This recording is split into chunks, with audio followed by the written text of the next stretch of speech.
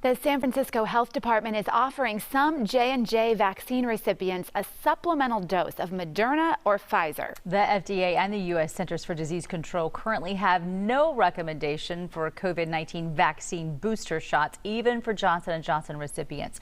So why is this happening, and what should J&J recipients here in Houston do? Dr. Linda Yancey with Memorial Hermann joins us live. Dr. Yancey, good morning. There's been some debate whether the one-dose J&J vaccine is as effective as the others. Is it still considered as effective as the others?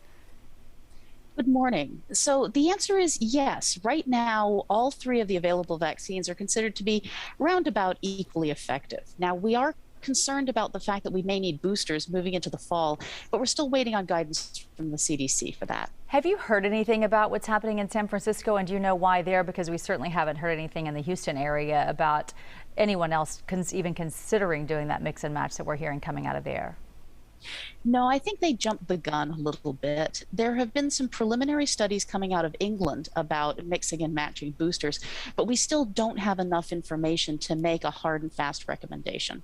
So with the FDA and the CDC not recommending it and people sort of going on their own and doing that, is it safe? I mean, could somebody go ahead and do that and it would be fine?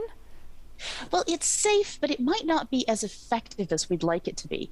Right now, Pfizer is busy manufacturing boosters against the Delta variant with the anticipation that there will come this recommendation.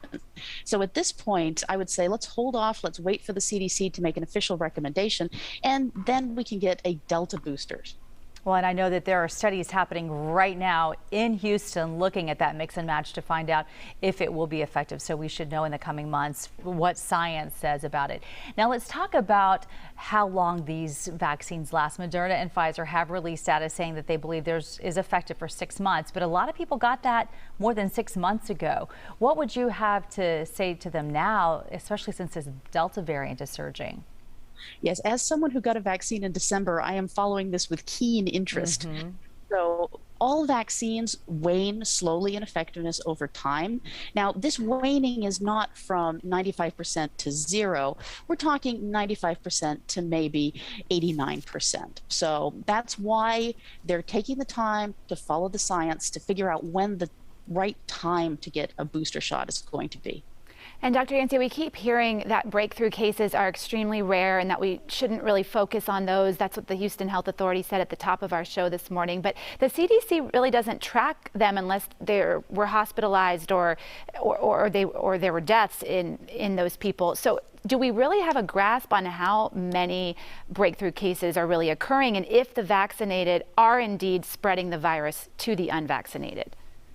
So vaccines are not impenetrability barriers. They're more like seat belts. So if you get a vaccine, yes, you can still get COVID, but you're going to get a much, much milder case. And most of those people, you're right, will not need to be hospitalized.